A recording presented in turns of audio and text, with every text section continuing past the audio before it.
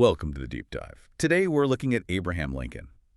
A figure we all think we know, but maybe don't fully grasp. We want to get past the monument. Exactly. See, the real person, the self-taught politician who somehow steered the U.S. through its absolute biggest crisis. So what's our goal here? What are we trying to pull out of this? Well, our mission really is to find the practical stuff. How did this lawyer, who basically taught himself, achieve such huge things? What methods did he actually use? And, what wisdom is still relevant for you listening now? Okay, let's start right in the beginning, the foundation. How does someone who ends up, ranked as maybe the greatest president start with basically nothing? Yeah, that's kind of the core of his whole story, isn't it? Born 1809, log cabin, Kentucky, and formal schooling. Almost none. Seriously, less than a year total by age 15. That's just wild. But he wasn't uneducated, was he? That's the key part. Not at all. He was fiercely self-educated, an avid reader, famously taught himself law by, borrowing books constantly. Things like Blackstone's commentaries were his textbooks. And he was practical too, right? I heard about the patent. Oh, yeah. He's the only U.S. president with a patent. It was for a flotation device designed to lift boats over shallow spots in rivers. Shows that sort of practical problem-solving mind. So his early career wasn't exactly a straight line to the top. No, definitely not. He did farm work, worked in a general store, even served briefly in the Illinois militia Black Hawk War. Then came politics. He started as a Whig, spent several terms in the Illinois House, and then a term in the U.S. House in the late 1840s, a slow build. And that path eventually led into the presidency in 1860. The first Republican president right as everything was about to, explode. Precisely. His term, March 1861 to his assassination in April 65, was completely dominated by the Civil War. His number one goal, above everything else, save the Union. So his big achievements stem from that. Absolutely.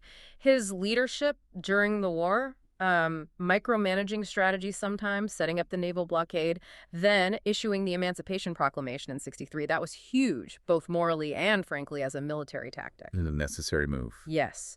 And crucially, he didn't stop there. He pushed hard for the 13th Amendment, which finally abolished chattel slavery everywhere in the U.S. in 1865. Holding it all together seems almost impossible looking back. Yeah. What were his methods? How did he actually do it, practically speaking? Well, he showed real political genius. That famous team of rivals cabinet is a prime example. He brought in his former political opponents, like William Seward for Secretary of State. Who would do that? Sounds like asking for trouble. He wanted the best minds, you see, not just yes men. He figured the country needed that talent, even if it meant managing difficult personalities. So pragmatism over personal comfort. Totally. And you see it in the military, too. He promoted Ulysses S. Grant because, as Lincoln put it, he fights. He wasn't afraid to swap out generals like McClellan if they weren't getting results. And beyond the war, there were other big domestic things happening, too, right? Oh, definitely. His administration did massive things for the federal government's power. They brought in greenbacks, the first national paper currency, started the first federal income tax, and pushed through huge long-term projects like the Homestead Act and the Pacific Railway Acts. He wasn't just managing a crisis. He was, in a way, building a modern nation-state. Okay, so pulling back from the history books for a moment, what are the big takeaways for us, for you listening today, beyond just he freed the slaves?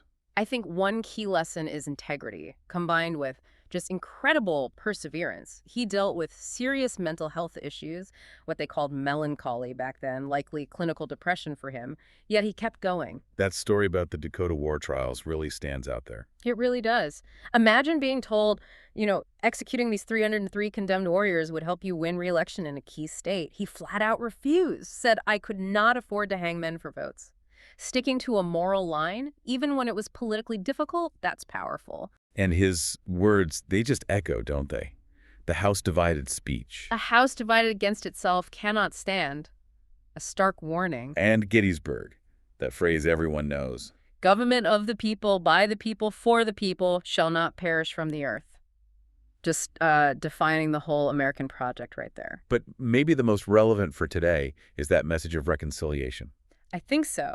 From his second inaugural, just weeks before he was killed, with malice toward none, with charity for all, with firmness in the right, as God gives us to see the right, let us strive on to finish the work we're in, to bind up the nation's wounds.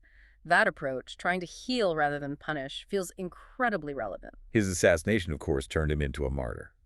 And he's consistently seen as one of the greatest presidents, largely because he managed to tie that idea of equality right into the core of American government. Which leaves us with a really interesting question, I think. When you look at Lincoln's path, sometimes seeming slow on emancipation, politically cautious, but ultimately pushing for abolition, it makes you wonder, doesn't it? How do leaders today balance that? The practical needs of politics, the compromises, versus holding firm on core moral beliefs, especially in a crisis? That's definitely something to think about. How do you navigate those impossible choices? A question for all of us, really.